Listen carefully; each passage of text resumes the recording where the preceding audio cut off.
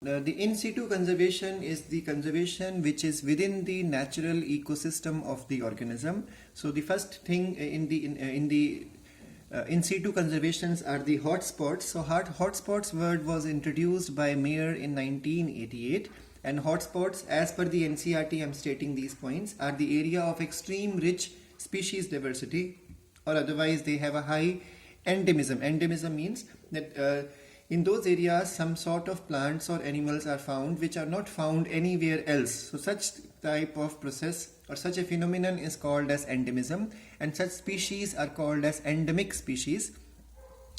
So hotspots are those areas which have extreme high richness of diversity, or they have high endemism because some plants or animals are there which are not found anywhere else.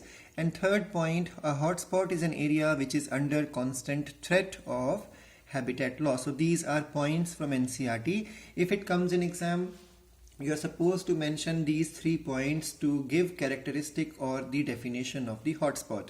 Now, initially there were 25 biodiversity hotspots as per NCERT, and then NCERT says later on more were added, and now there are 34 hotspots altogether. So there are 34 hotspots.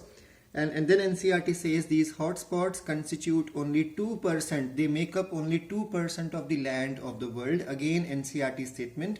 So if it is asked in the board exam to explain few points about hotspot, please remember all these things, that they are the area of rich species diversity, endemism, and under constant threat of habitat loss. And initially there were 25 hotspots, and now they have been raised to 34 hotspots, and 34 hotspots merely constitute 2% of the Earth's land area. And in India, how many hotspots are there? India has 3 hotspots as per NCERT: Western Ghat along with Sri Lanka, Himalayas, and the third hotspot is the Indo-Burma. Together constitute the 3 hotspots in India, which is also called as the cradle of speciation in the help books if you read.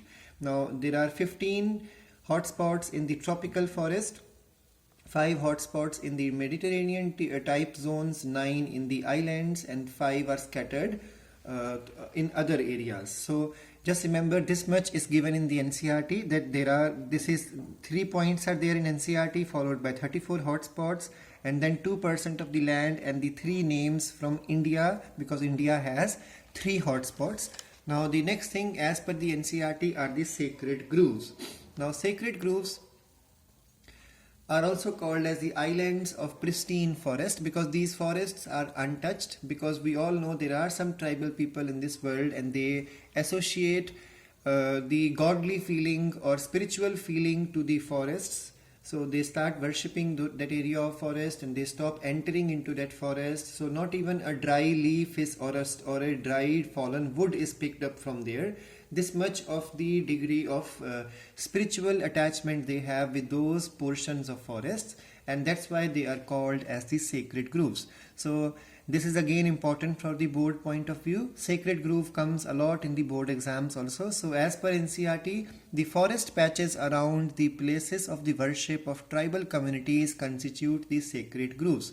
So there are some areas of forest which surround the place of worship for tribal communities, and such patch of forest is called as the sacred grove. So examples as per the NCERT: Khasi and Jaintia hills in Meghalaya, Aravalli hills in Rajasthan, Western Ghats, and then NCERT even says Sarguja and Chandar and Bastar areas of Madhya Pradesh and Chhattisgarh.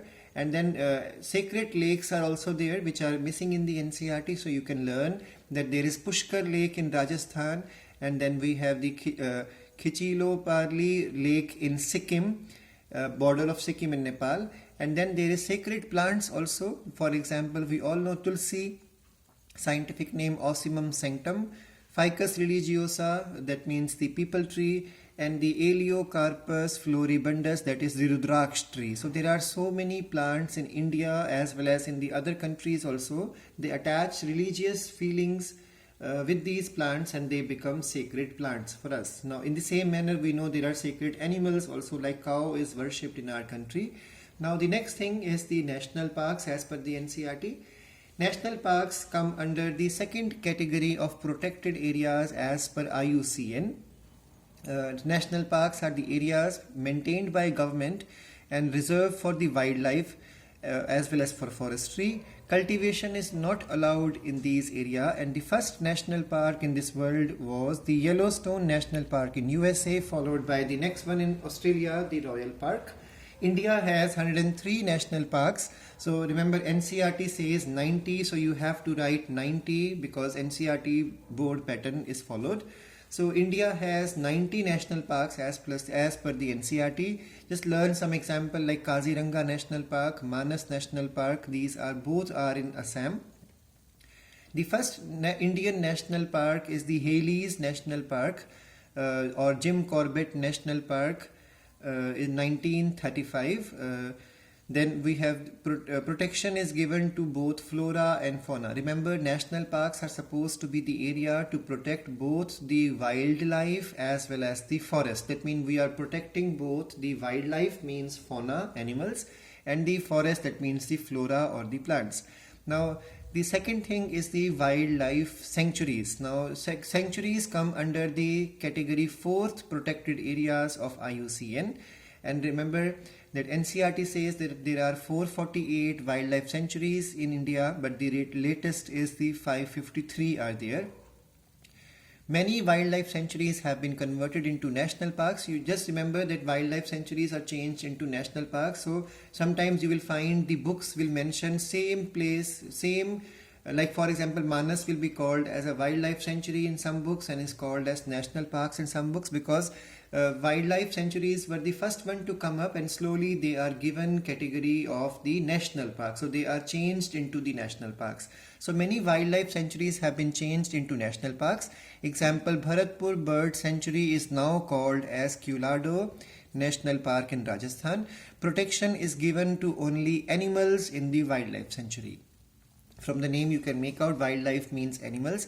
So wildlife sanctuaries are supposed to be for protecting the animal, but national park for both plants as well as the animals. The third one is the biosphere reserves.